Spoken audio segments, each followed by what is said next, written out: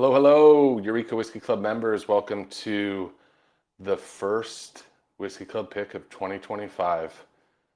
Can't believe it's 2025. Crazy. But thank you for joining us as always. Trevor here from my home bar. I hope everyone's safe out there. I know the greater Southern California area, Los Angeles specifically, has been going through some stuff. So hopefully everyone's safe. Yeah, I know it's a crazy world. So the fires have been definitely intense, and I just hope everyone's safe. So just wanted to throw that message out there. But if you're joining us live tonight, thank you very much. As always, we have an exciting pick tonight. We're going to be talking all things Penelope. We did feature them once before in the club. So if you've been a member for a while, you may have had the strength whiskey that we had I believe in like April of last year, but this time around we did a private barrel with them, it's a private label, and we'll talk about all that and what that means and all that stuff. But some housekeeping, new year, so we got a lot of exciting things coming up this year. I know that everyone's been asking me, when's the Stag pick coming out? When's the Stag pick coming out? So I did get word today that Stag Junior, the barrels are ready at the distillery. The barrel, I only got one barrel, ready to be shipped out. So stay tuned on that. It'll probably be happening February, March, more likely. Probably March is when that will be released. So I know a lot of people have been asking about that. We still have a lot of great bottles available. The feedback we got on the Frey Ranch pick from last month was phenomenal. People were calling it the pick of the year. So it was a great way to close out the year. So thank you for the great feedback on that. If you want to grab an extra bottle of that, a lot of locations still have bottles. And if you want to grab the single barrel Frey Ranch, the peanut brittle bomb, as I described it, bottles of that are also still available at certain restaurants. So if you haven't picked up your Penelope yet, I hope you have, because you're on this call. But we have a lot of great barrels coming up. We have an Angel's Envy pick coming up for an additional purchase. And I'm happy to announce that we did secure some Weller barrels again this year. Looks like we'll be doing a full feature of the Weller 107. Hopefully sometime in the springtime. Months are a little bit fluid at the moment, but just some updates from the club. So thank you very much for being a member. As always, we appreciate it. And I'm excited without further ado, I'm excited to introduce our esteemed guest, Matt Ward, who is the VP of Strategy for Penelope Bourbon. And I'd like to welcome Matt to the call.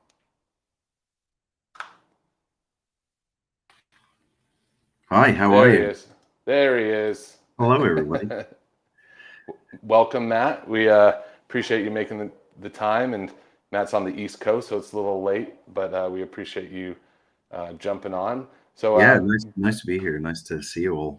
You know what, Matt? My apologies. I did not talk about the prizes we're going to give away tonight, so I'm going to do that really quickly, and then so two great prizes from Penelope tonight. We have a Penelope cooler, a nice cooler, rollaway cooler with wheels, and then we have a Penelope kind of lounge chair, almost like I don't know what to call it. It's like one of those wooden chairs. Yeah. It's an Andorok chair.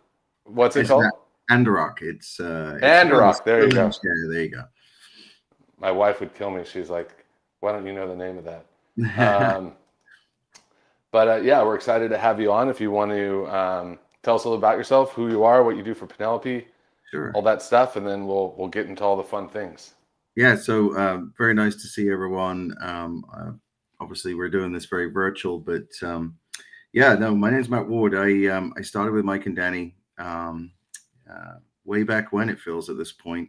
But a little bit about my background. So me, like so many of the folks at Penelope, I'm not from the industry originally. I actually spent most of my career in the hotels and hospitality business.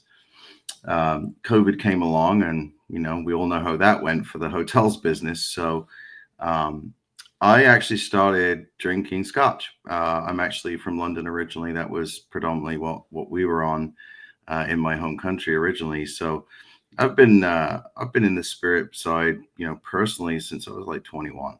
A little bit younger in the UK, we could start drinking, but for the US purposes, we'll say it's 21. But Like my very first scotch I ever picked up, because it was actually seen as kind of a really expensive thing back then, was Johnny Walker Red.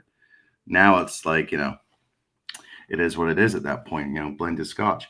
Um, but yeah, I've always been intrigued by it. I actually, for most folks probably won't know, but I met Mike and Danny during COVID, and it was at the Repeal Day Expo from Fred Minnick. It was online, so we're all virtual little icons on the screen. And it was actually a friend of mine in Texas who actually also works for Penelope. We were friends outside prior to working together. He actually got me into this product called Penelope. He said, "Man, you got to try this thing." So I actually met the guys virtually. We spent 3 hours just jamming on what we liked, what we didn't like. We really grooved, and I actually contracted with them for a while. I mean, as a startup, I mean, I don't know if most people know, but this was really a bootstrap business. 50 to 70 grand. Scrambled together, and the boys were trying to build a brand, and they started that with, 6 barrels.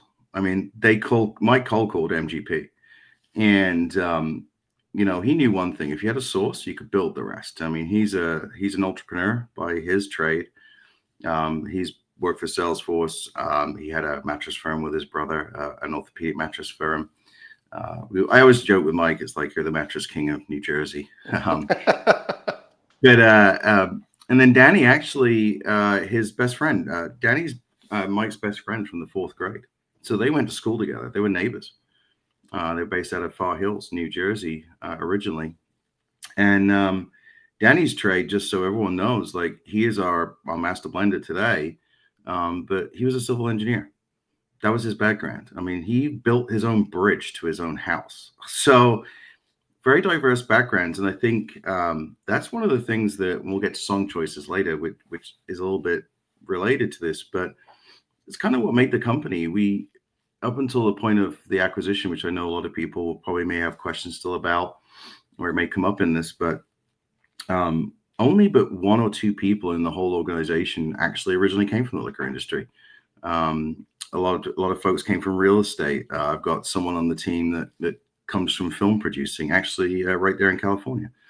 Yeah, we're a very diverse group of folks, but critically, we have passion for the spirit. We're drinkers like everybody who's listening to this. And I think that was really our really key to this is, build a business, but you want to respect everybody who's spending their hard-earned money. That's what this is. Folks go and spend their paychecks. They vote with their dollars. So we were always very transparent as a brand, and we've always shown people what we've done and what we're going to do. And I'm sure there'll be questions about what's coming next, and we'll throw out some cool things towards the end. But our method was really simple. It's like, if we enjoy drinking it, we really hope everyone else enjoys drinking it too. And our early tagline was "Everybody's bourbon," and we've kind of stuck to that. Honestly, Danny's premise has always been that it didn't need to be expensive to be enjoyable. You should be able to, Mike's always said this, you should be able to go and buy another one when you enjoy something. And throughout the whole line, we challenged ourselves to really go and build something that, 1, was attainable, 2, it was enjoyable, and then really 3, like the toasted, let's go fix why is it such an allocated product. So we set ourselves a lot of challenges in the early days, and you got to know, like, 6 barrels, it's not a lot. And honestly, the first, we made some errors as we went along. Okay. And we learned They from were those. selling bottles out of their trunk, I heard, in New Jersey somewhere. Is that what I heard you say? Yeah. I mean, else? look, we're effectively, for one of the intents and the purposes, like, they got going in 19 and then really kind of started cranking 20, and guess what? Everything gets shut down. So yeah, I think the guys probably hold, Mike and Danny individually, the world's like record for the number of personal tastings conducted either in a store or from the trunk of a car. But yeah, it was one of our first customers was Newark Airport. Second customer was down in DC, and it was just grassroots. It was like, what do you like? What do you not like? And remember, like, nobody in the team had walked into a distillery ever. Like this was just, we knew we were passionate drinkers. We knew how to drink really well. Now we had to figure out like, how do you blend it? And, can we do something different? And I think that's the other piece of this whole thing that is quite magical is at the time that the company was coming together, we're obviously we're part of MGP now, the Luxco family. But back then, that was our source, right? MGP in Indiana. And there's a lot of people at that time, they were building brands. So you have to figure out like, how are you going to differentiate yourself? You're sourcing and you're going to blend. Well, we figured out that you had to do something a little different. We wanted something different. And it was really the guidance of Sam and the team at MGP when we sat down, just playing with the mash bills. And we didn't even know really what a mash bill was at that point. It was sitting around a table. And if it tasted good, how do we put things together? Look, our blend from the outset, and it still is in most of our products. Hey, there's one down. Yeah. One down. Keep going. No, you're good. We'll get a refill in that one for sure. But I think that's the first time ever on a live that I've broken a glass, and I've been doing this for like 4 years. Hey, well, there you go. There's always a first time for everything. We like to think that too, right? Yeah. But the premise of our 4-grade is actually 3 finished bourbons. It's a really complex way of creating a product. We didn't really honestly know any better back then, but it tasted really good. So we took our 99 corn barrels and our 21 rye and 45 wheats. But as you're growing and, cash flow is always very tight. You've got to build your business. You got to get your DSP. You got to get labels. You got to get through all the certifications. You got to get out to distribution. So every dollar was always reinvested right into the brand. And we then had to figure out a way. Well, one product was great to start with. That was our 80 proof. It's our straight bourbon. The product's actually still one of our most popular products still today. But how do you take that sort of same young barrel source that we had? And just so you know, we had to buy 2 to 3 year products. You don't just walk into the industry and start buying 10, 11, 12 plus, year product. I mean, 1, it was expensive, and 2, you got to get access to those things.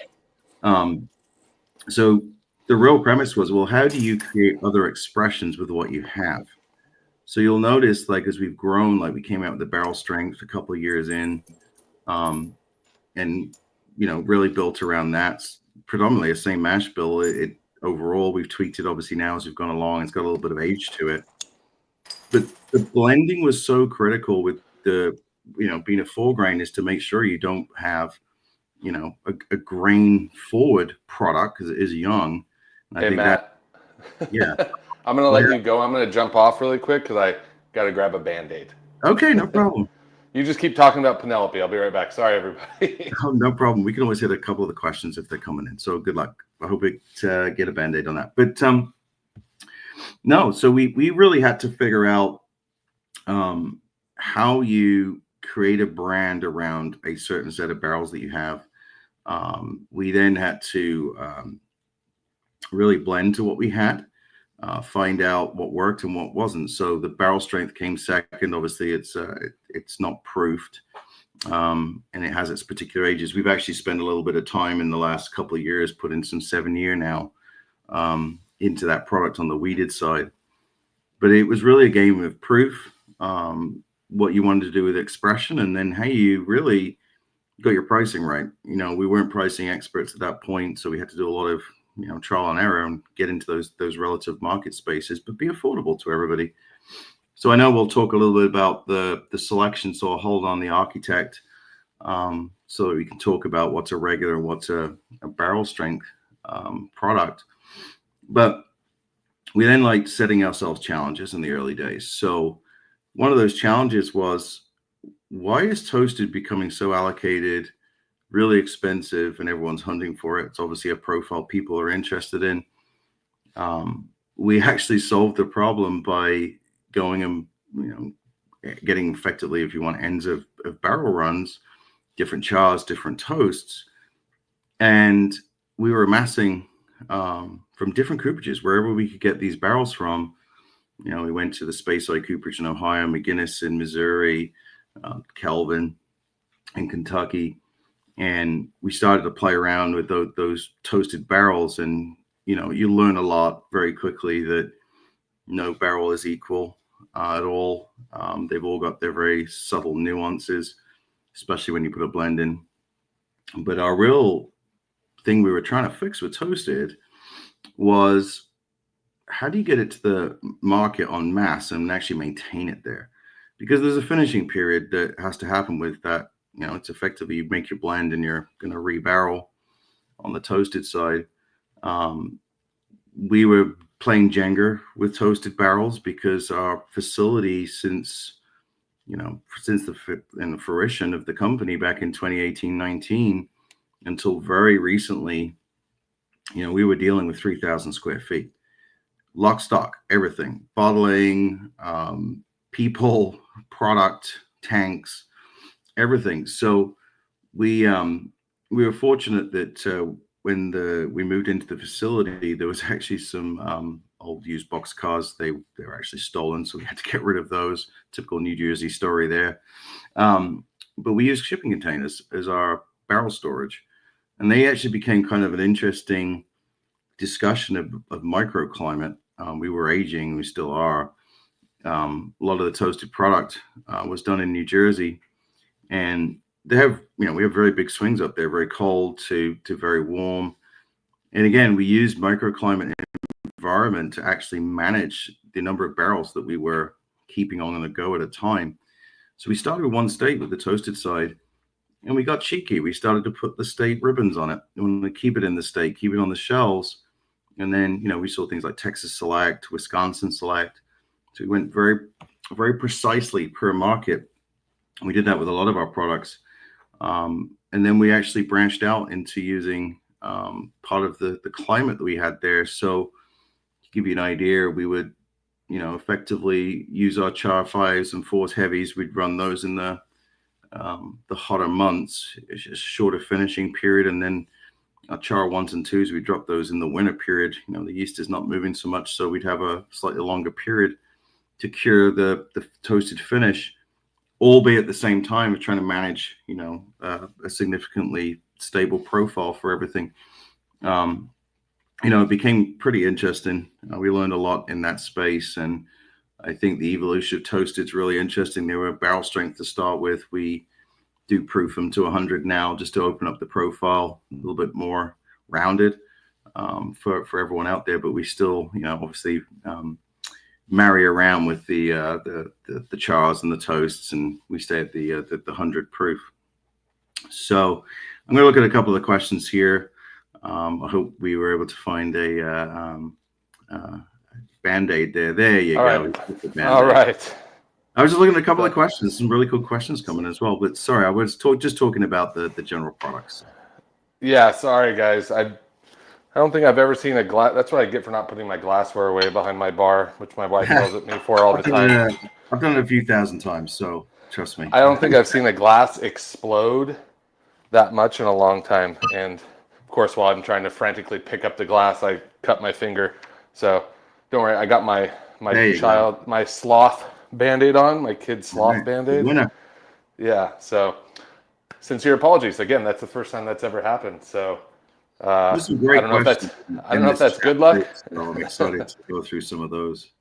Yeah, we'll get to those. And I still had my headphones in, so I heard you talking about the toasted, and I was trying to catch as much as I can. So again, apologies, but let's get back on track here. No problem.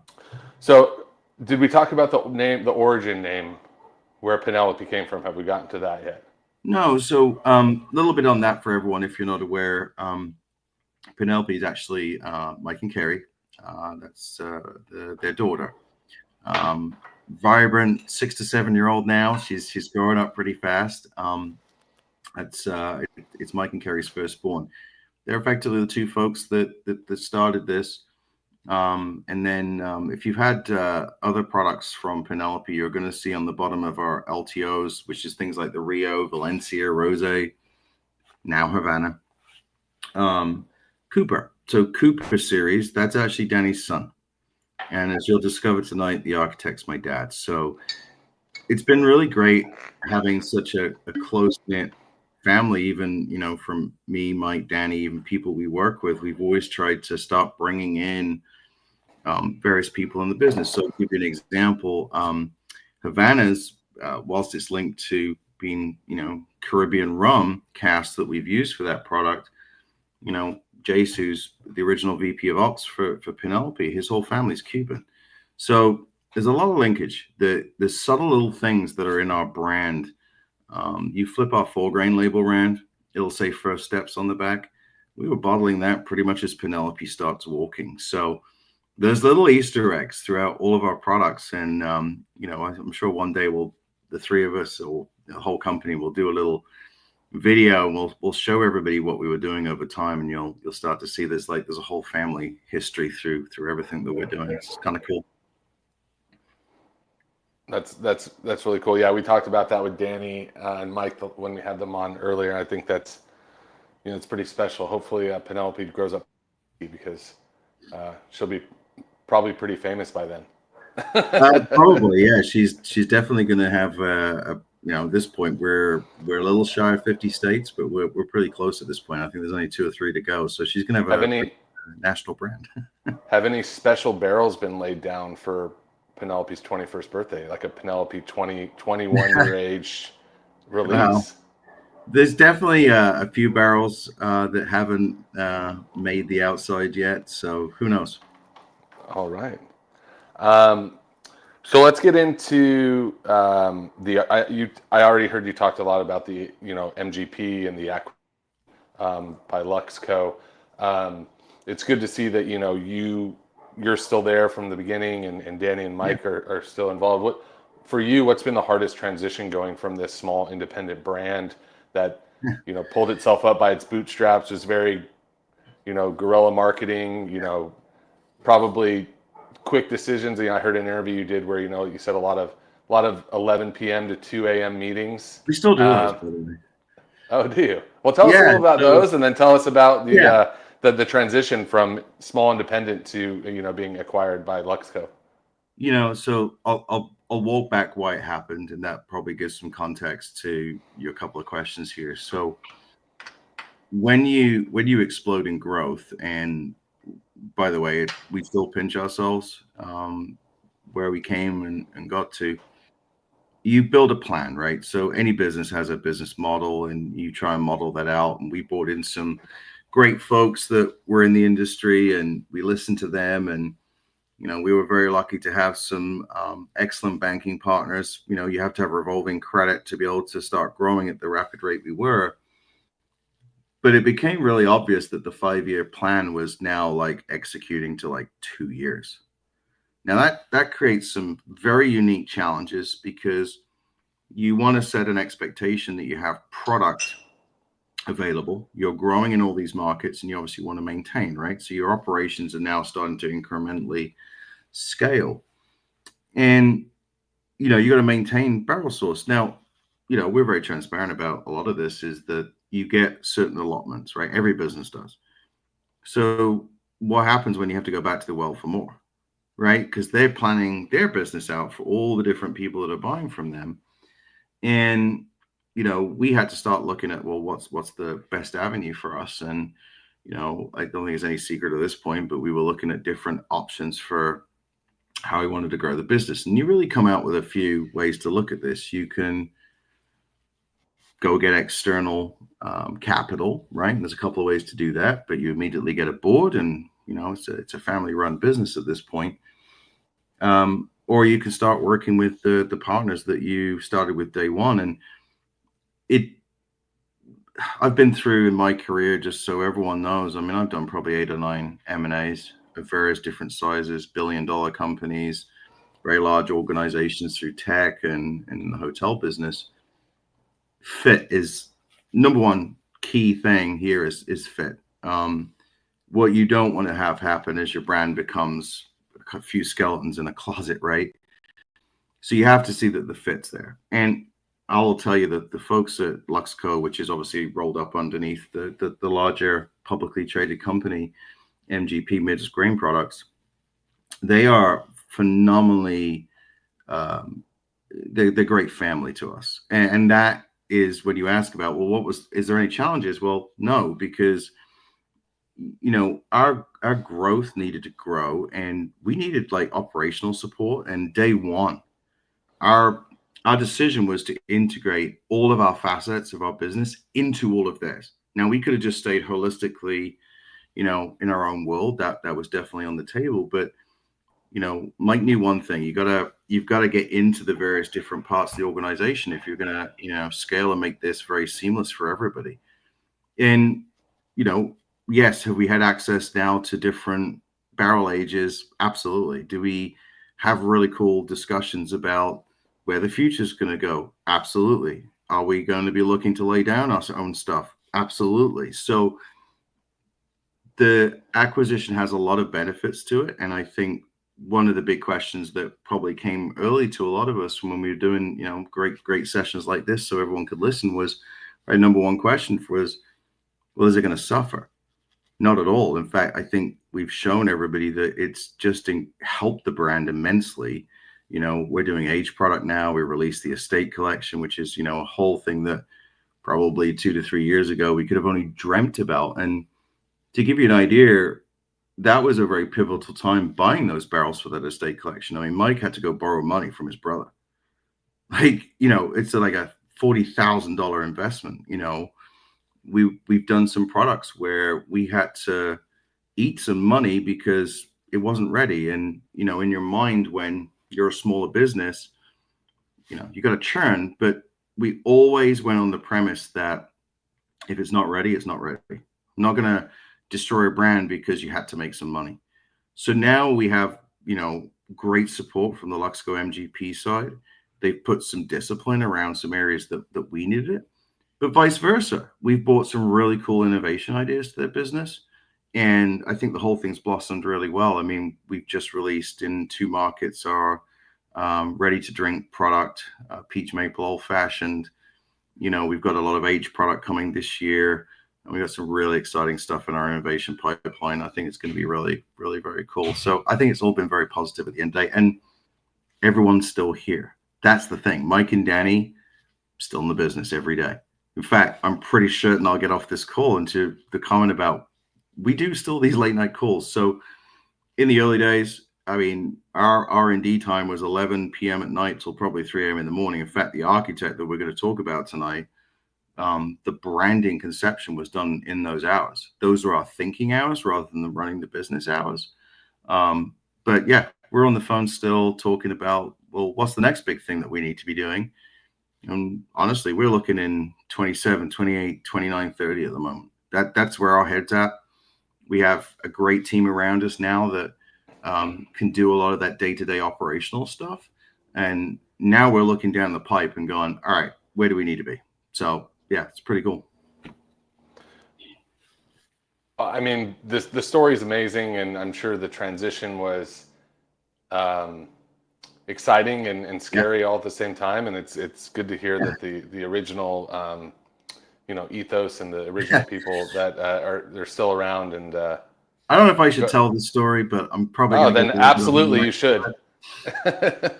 So one of the coolest things was that when you announce it was getting kind of awkward towards the end because there was only a few people in the company that knew. It was me, Danny, Mike, and a couple of others, Dom on our finance side, because he was very pivotal to the sort of transaction. And the guys were doing like late night lawyer calls with like 200 to 300 lawyers on calls. I mean, it was insane. Like the amount of like, you're running a business, you've got to try and not say anything about what's going on because that's huge in the publicly traded world.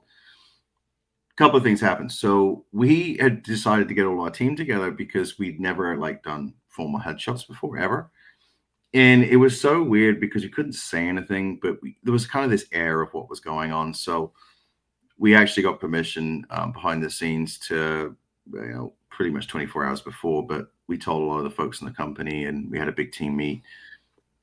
The amount of euphoria that came from that, everyone was pumped. They were cheering. It was great. There was no doubt from anybody. And that's fundamentally incredible in a startup like that. It reminded me because I was in tech for a while back too, and like Cisco Systems in the 80s, like everyone's high fiving, you know, the stock price is going through the roof because of the dot-com boom. But it was honestly like that kind of vibe again.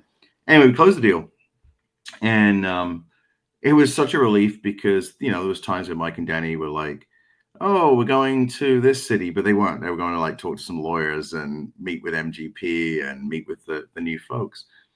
Well, we got announced the acquisition, and we were going to go meet all the new Luxco folks. Actually, we're meeting some of them in Nashville because we were up in Kentucky that day doing something, and we couldn't wake Mike.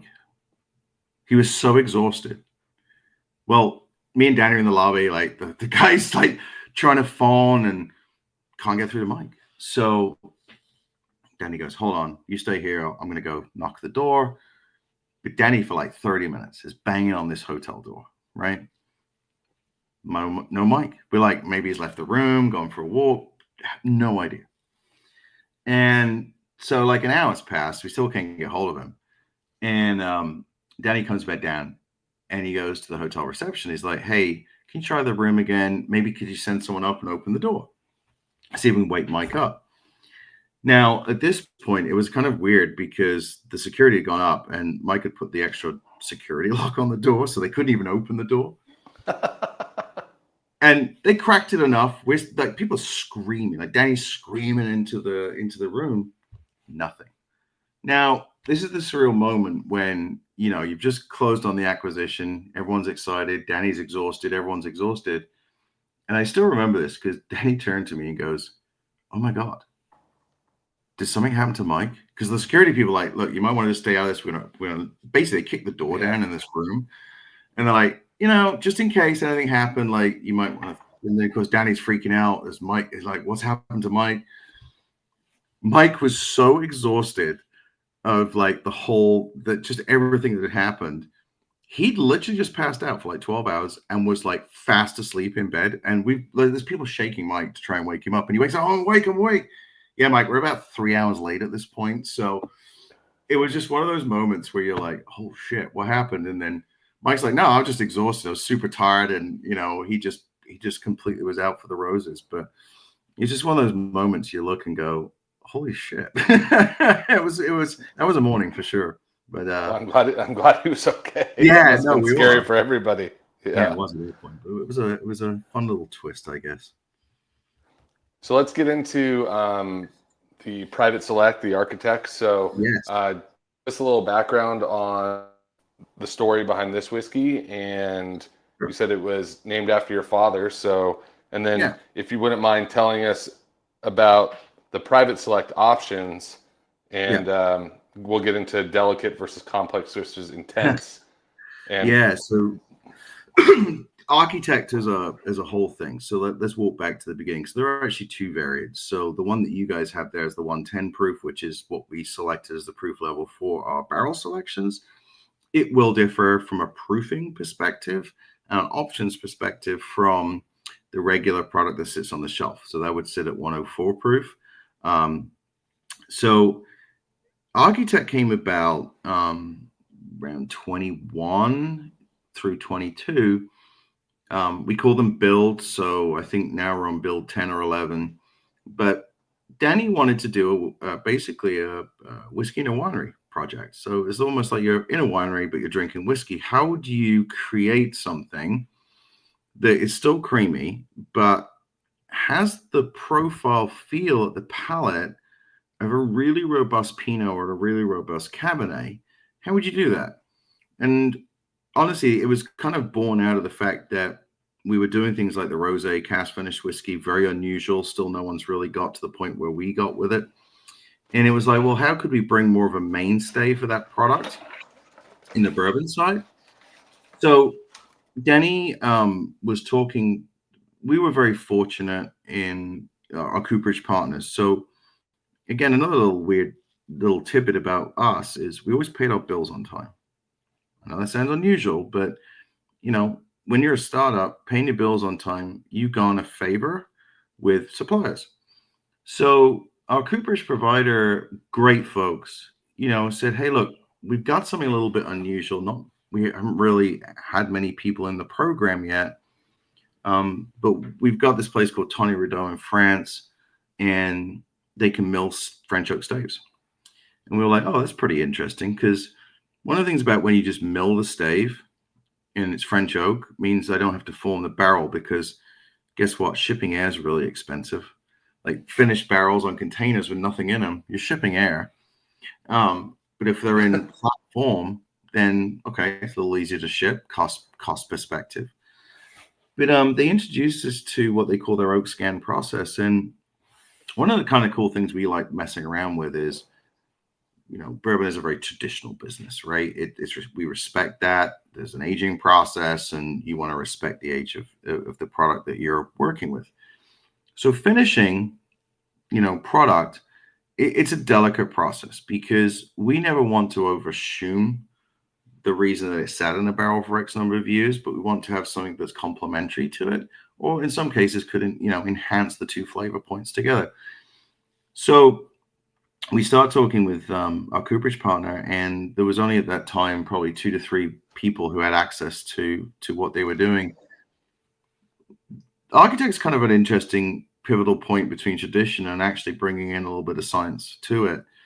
And the science is actually coming from the wine world. So it kind of linked in with the whole, what we were trying to achieve with whiskey in a winery. The oak scan process, infrared, but it's effectively, at the end of the day, it's doing a chemical test, and it's telling me the tannins in the wood. Now, when I know tannins, I know bitterness. And when you do finishes, you could be oak, it could be French oak, Mizunara, whatever the stave type you're using, you're going to introduce some form of tannin. You're going to introduce some form of bitterness to that blend. But when we know those numbers, we can actually be really calculated. And we had to be. So I was mentioning earlier about 3,000 square feet.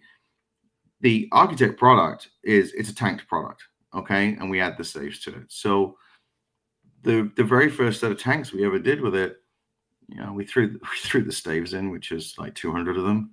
And then, you're looking at one of the few people with Danny that had to go in and get them all out. So we learned very quickly there's other ways to suspend and get volume in tanks with staves. But what you never want to be in a position of is blending yourself out of a situation. And when you start to have volume, so, we blend by honestly mini shot cups, and I always call them the sort of the micro scales. They're used in other circles as well as liquor, but it's volume and weight. And now you have this added piece where I know what the basically the bitterness content is. I don't have to run, 1,000-gallon tank. I can actually do it in 750 ml bottles. I can take reference parts of these staves. And just so we're all on the same page, when you look at the back of that bottle for this pick, being French, they love like weird names for stuff. But basically, those 3 designations back there is light, medium, and heavy toast. These are not charred. They're just toasted stave, light, medium, and heavy. So intense, delicate, complex. It all reasons out to light, medium, and heavy. That's really the simplest way to put it.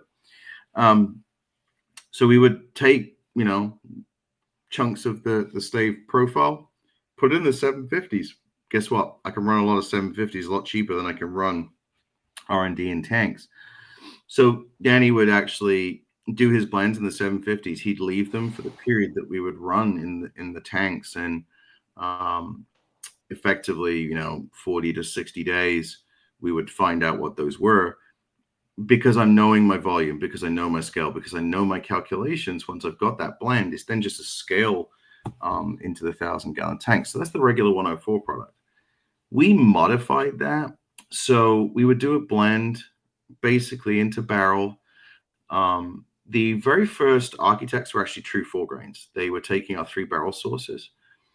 And we actually, if you've ever seen a build 1 or 2, most folks will notice that they're a little bit more oaky than some of our previous batches. So we actually gave some feedback on the type of oak we were using. There's actually around 42 different varieties of French oak. It's like getting a wood chip from Sherwin-Williams in terms of paint, but you get it in wood. So we gave them some feedback. We actually changed up the stave type, and actually over time, we've moved to a 3 grain on it. It's actually a 21 rye bourbon. So actually in that 110 proof that you have is 3 grain. So it's not a full grain anymore. And we feel that that works a little bit better as a 21 rye bourbon. With the stave types we're using, predominantly we'll use the heavy and medium for the most, but we modified our barrel programs such that effectively we did those in the 21 rye bourbon barrel. So we put the staves in there, maintain obviously a non-proof situation. And that's why that product's going to be a little bit more unique, a little bit different. I think the bottle I saw when you held it up is a little darker than we would normally have with the Architect. So from a branding perspective, yeah, this product we got going.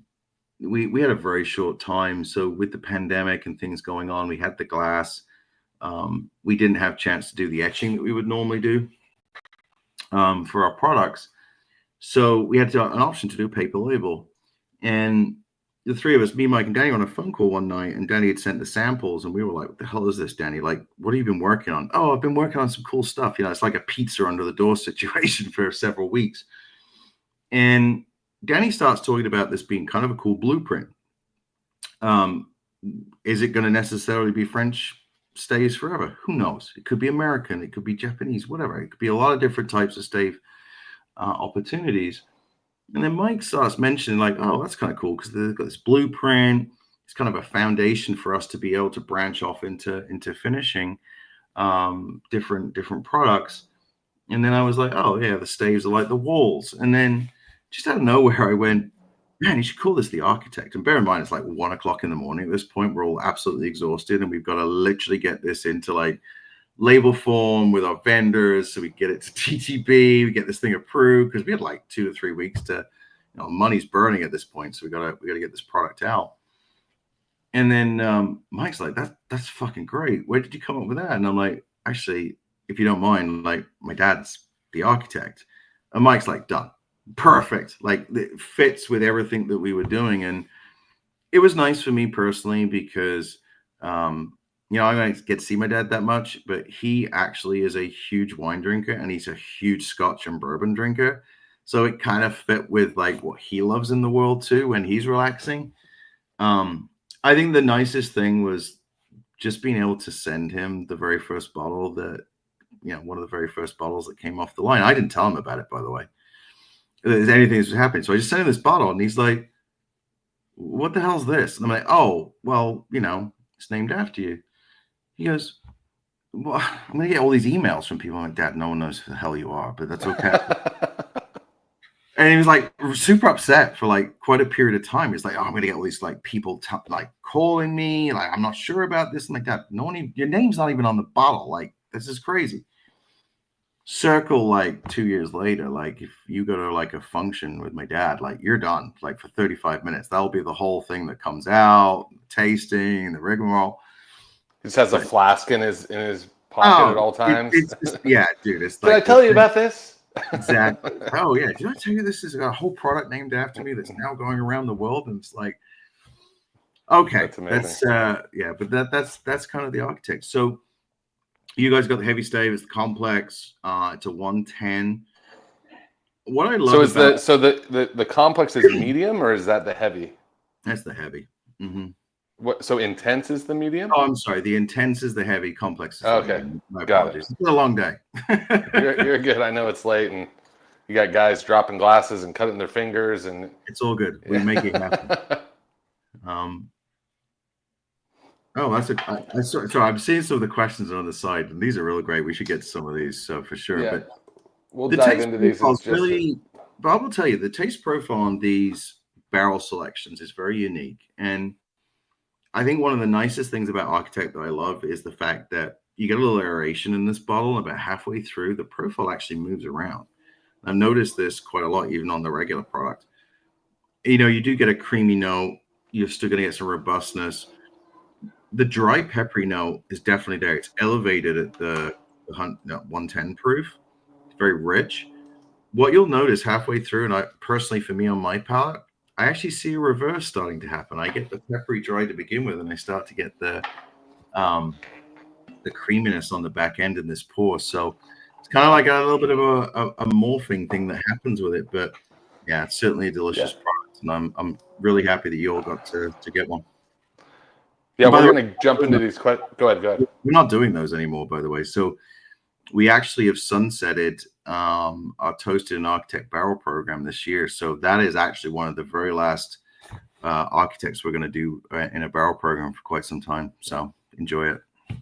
Nice. Well, some restaurants have some extra bottles, so if anybody wants to go, there you go. Well, we're moving purchase. into something called Project X this year. So I'm sure there'll be a question about finishes in this lot, and I'll talk a little bit about that. So I don't want to keep you too long, No, Matt. We may go over a little bit just because of Yeah, my that's fine. little hiccup earlier.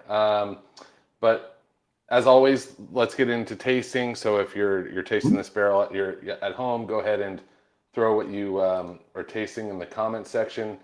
As always, everyone got a little card that had my tasting notes on it. So my nose was vanilla custard, kind of that creaminess that Matt was speaking about. I actually get a ton of like sweet cigar smoke on the nose. Like I think this would be an amazing cigar whiskey. Yep. A lot of leather, a lot of oak, which I'll talk about in one of my song selections.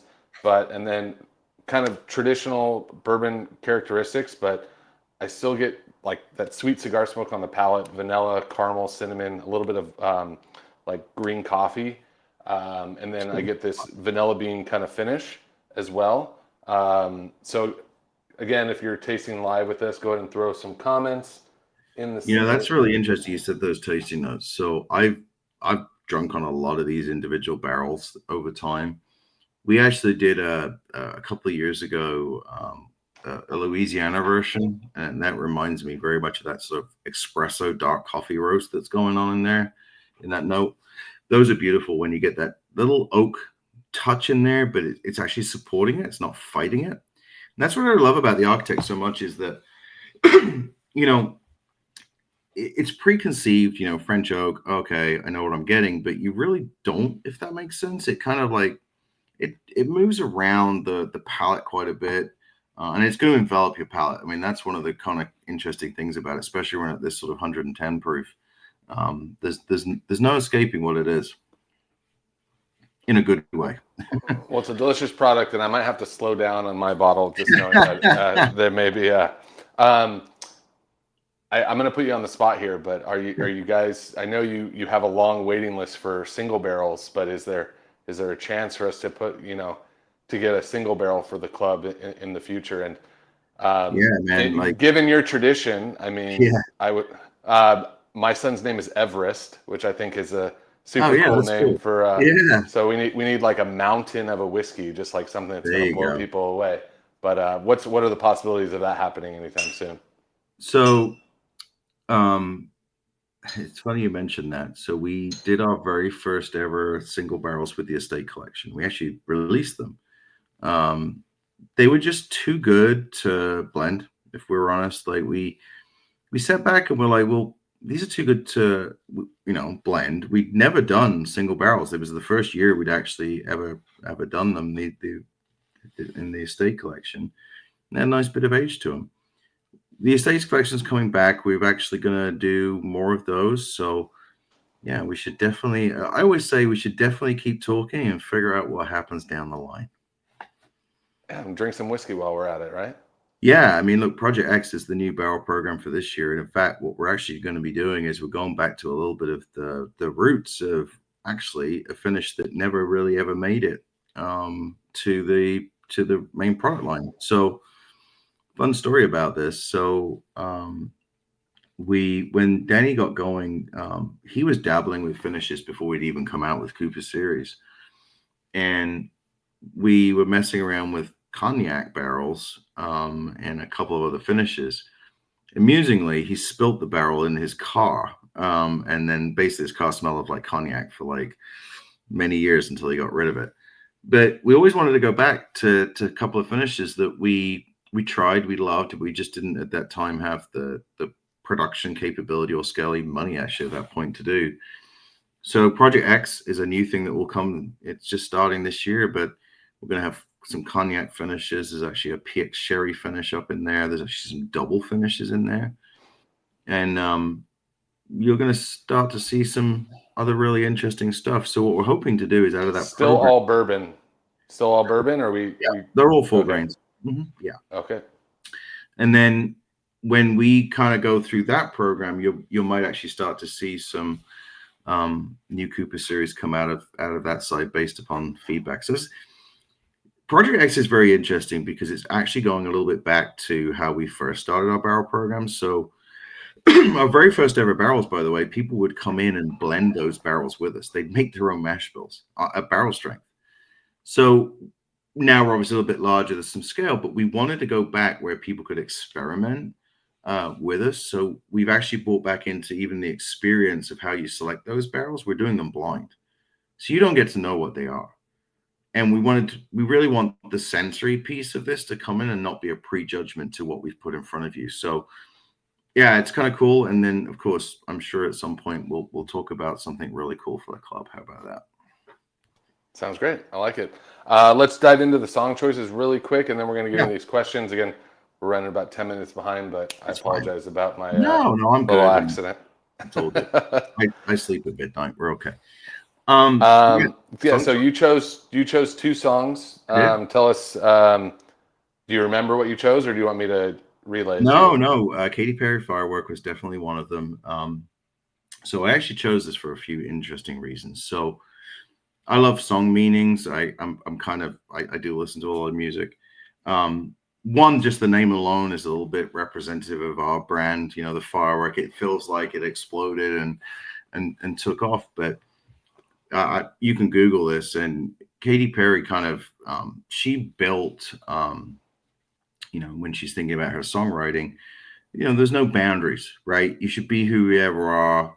She obviously wrote that for a lot of meaning for her, but that's us. We were this firework that was taking off, and we were just who we were. There was nothing to hide. We were very transparent, and it kind of represents us a little bit, free spirited and just doing something that was fun and having a lot of. We still have a lot of fun doing this, guys and girls. I mean, it's passion. There's you can't teach it.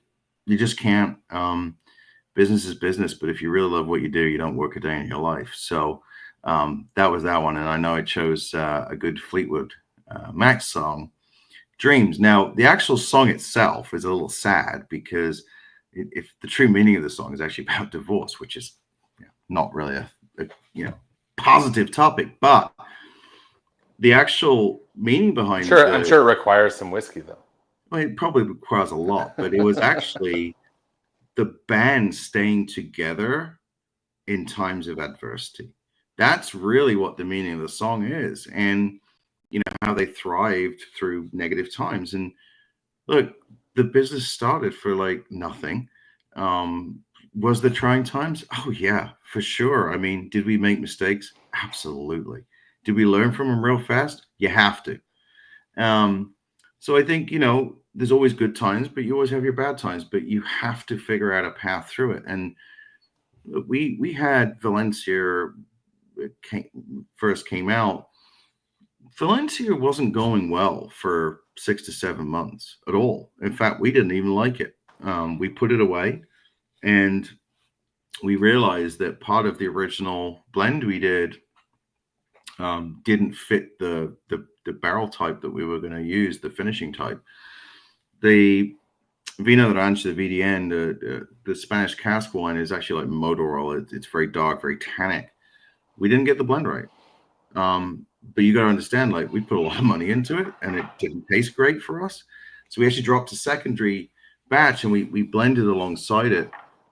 We changed the blend on that. So it's actually a combo in that very first barrel. But it's a little bit like a song. Like, do you feel like you want to get divorced from one of your blends that you did? Yeah, that can happen. But did you work your way through it and as a team go figure out what we needed to do? Absolutely. And we didn't rush it.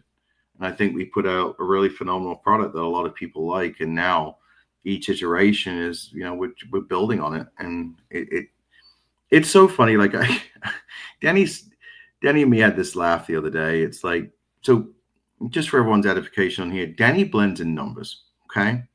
I blend in words.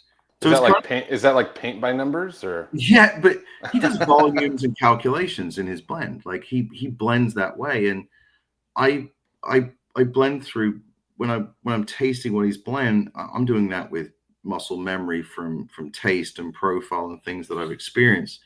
So it's kind of funny when we start talking about stuff because he's talking numbers and I'm talking other language. So it's like two people talking two foreign languages.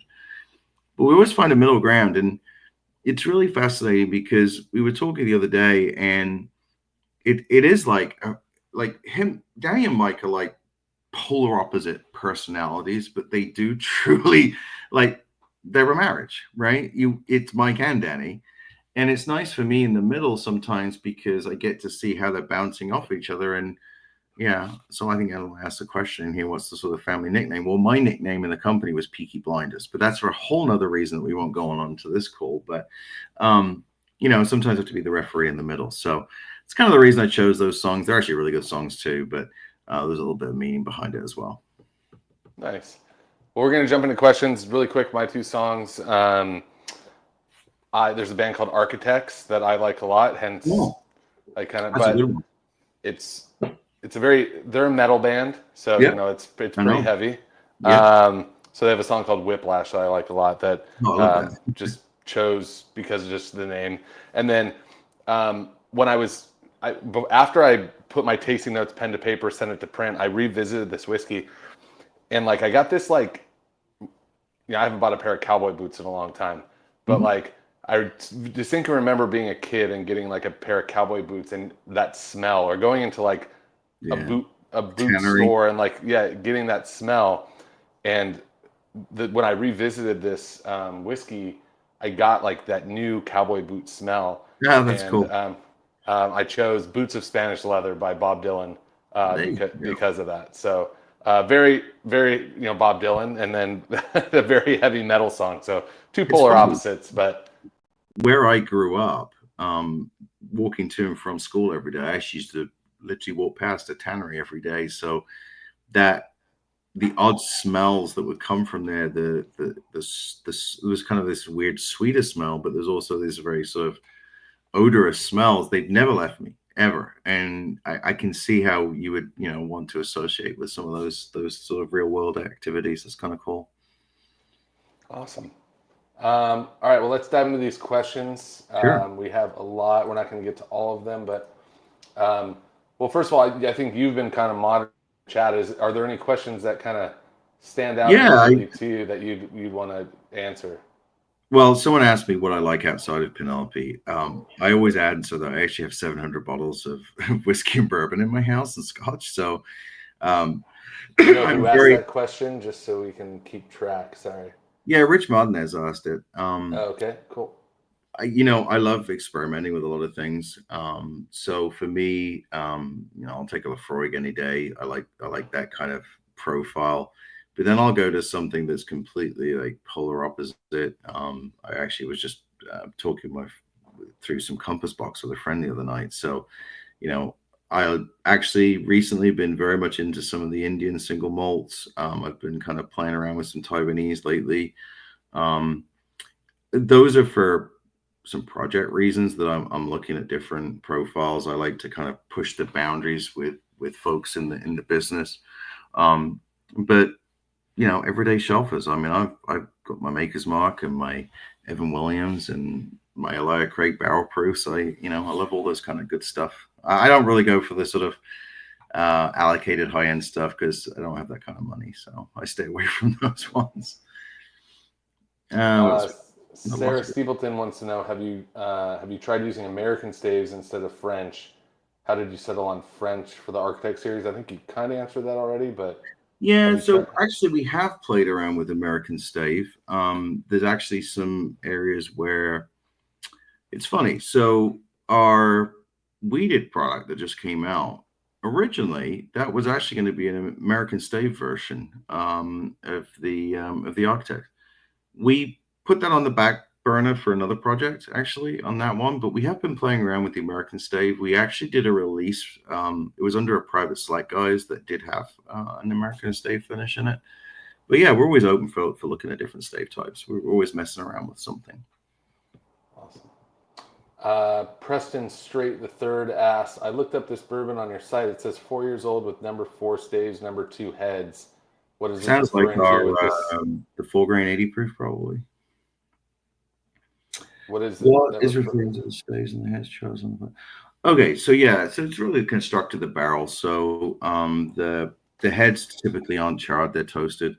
And then obviously we'll have a charred barrel. So normalistically, most cooperages will stick in the sort of 2s and 3s on their char, mediums. You can be very specific on what you want your chars to be or the type of woods that you want. Like our toasted barrels, for example, is a slightly different process on it. We'll actually do a char and a toast, and they actually hand char our barrels. It's a process that we like. It has a little bit more variability to it, but yeah. So that's just the limit of what are they doing to the head and tail, which are the two ends of the barrel. In that case, we're just doing a toast on those, and then we'll obviously char the barrel for the foregrain. And that will be on the MGP side. That's what they do. They predominantly use a lot of Speyside oak out of Ohio for the original distillate they're going to drop, and then we'll buy those barrels. Cool. It's a good question. It's good. Tim Moore says, do you see Penelope offering more age-stated products as regular offerings outside the 9-year estate and 10-year single barrels? Yeah, over time, I think that is something that we're gonna look at. We have a 21-year-old Penelope that's going to come out, right? It's gonna take a while, but no. So when you look, so I'll put it this way: age does not always equal where you want the product to be. So what I mean by that is you've got to have enough of that age to make sure that what you're releasing can go in enough volume, but also it can actually be the right product that you want to put out. So, when you see things like Eagle Rare 10, I mean, that's an inordinate amount of barrels that they store for a very long period of time continuously to try and put that product out and remain consistent on it. So, yes, we would like to start seeing some age. We're actually starting to do that now. We upped our 80 proof. It used to be 2 to 3 years old. That's gone 4, and we'll hopefully get that up to hopefully 6 in the future. I think we're going to do that hopefully here on the Architect as well. So we are going to see, some of those years increasing. Some won't, because honestly, there's a price point game that you have to play. We still want to be able to, provide that product at a reasonable cost. And if you start putting crazy aged juice in it, it's a balancing game that you have to play. But for example, our RTP that we just put out, that actually has aged bourbon in it, and it's 80 proof, which a lot of people. And that's the peach maple old fashioned. Yeah, it's literally just peach bitters and maple syrup. That's all we put in it with our 80 proof.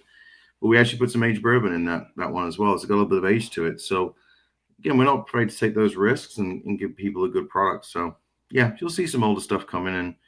The estate collection is predominantly where we'll house a lot of that older stuff. But if we can, obtain or within the stocks that we have access to, if there's sufficient, barrel numbers, we'll always aim to put out something with a little bit of age to it. I like this question.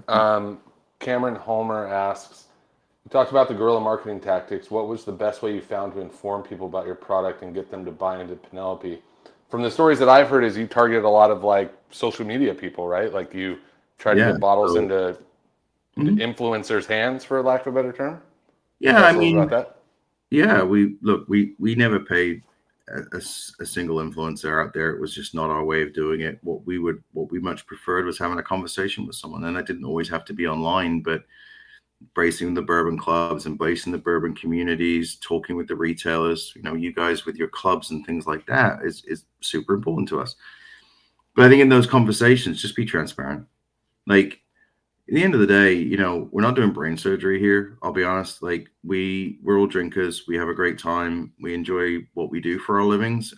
We have our family lives as well. But yeah, no, it was just engaging folks that wanted to have a similar conversation as us. And we were all trapped at home for the most part. So what better way just to jump on, enjoy a pour with someone and give someone an experience. And honestly, I think the piece that we will always respect is, this is, as I said earlier, it's y'all's hard-earned money, but people want to have a conversation. So why wouldn't you have that conversation? It's just very alien to us when we would try and engage in the early days. We've got some brand friends out there, but we couldn't really understand why people weren't getting their questions answered. It was kind of weird. So yeah, it's just like being in your local bar and just having a great chat and enjoying a pour. This kind of piggybacks on that question, I think. How many people are on your blending team? Is it a consensus amongst a group of folks, or is it one person responsible for deciding what goes into the bottles? That's actually a really great question, and thank you for asking that. So at the bottom end of the day, Danny is the master blender, and it's his call. Does that mean that he's just going to sit there in a room and blend to himself and goes, "Yep, that's the one"? No. So we've done a lot of cool things over time. So Hey guys, I did it. yeah, exactly. Well, there is some of that too. Trust me. I mean, Danny's he's a thinker. Okay. And can he overthink some stuff? Maybe. But he always approaches the blends, as I said, from a numbers perspective. So he'll always want to come out to us as a team, and he will come out to the whole team because he likes to get a varied opinion, male, female, people who, follow with us, like different areas of our business, salespeople, marketing people, all this kind of good stuff. I'll even tell you that one of the batches, bizarrely, like when we were, early days, it was like 11, 12 of our barrel strength. Social media people picked the final blend. Like Danny gets, he narrows things down. So he'll start on a wide set, different proof levels. So he'll start at, lower proofs, move up through the chain, move back down. He'll come to usually about 4 to 6 samples that he likes. We started having a lot of fun with it. We're like, Danny kind of knew where he wanted to be, but we actually put one out to a whole bunch of people on social media. They selected that whole release that went nationwide. So he's not afraid to like listen to people's input because that's smart marketing too at the same time. Yeah, of course. I mean, but it makes people engaged. But yeah, I mean, there's certain things that Danny is going to be like, this is where I want it to be. I've never honestly, and this is the God's honest truth, he's put a lot of pours in front of me, Mike, and the whole team. I've never tasted a bad one. And that's sometimes hard because you've got to narrow it to one, and they're all absolutely phenomenal. But I've learned one thing with Danny is he's going to blend so that it can appeal to as many people as possible. And I think that is very hard to do. It's very, very hard to do. And then consistently get that right with these products. So sure, ultimately though, like with these barrels that you're on, that barrel that you've had, he will have selected those barrels to be available. Every single one. Like nothing releases without Danny going, yep, that's where we need to be. I mean, he goes, even today, he'll go to the bottling runs because things can change in a couple of weeks. But he monitors everything from the second he created it to the second that cap gets on that bottle. And that's huge testament to him because the business is like, it's scaled a lot. But we're not going to fundamentally change that. I think if you do, that's where things start to kind of interestingly go in a different direction. So all hats off to Danny. I mean, he won Master Blender of the Year in 2022, which is pretty incredible for a new startup brand. Oh, damn. Yep. All right, we'll do a couple more here, and then we'll choose some winners. Yeah. Garrett Logan asked, any experimental grain series given your newer access to Luxco? Well, yeah. So one of the interesting things is, so Luxco, part of MGP. So our product comes out of Lawrenceburg, Indiana. It's sadly not open to the public, and I really wish at some point that the company is going to be able to get there. It's a plant. It's not like you're not going on a tour there. It's a 24/7 operational facility.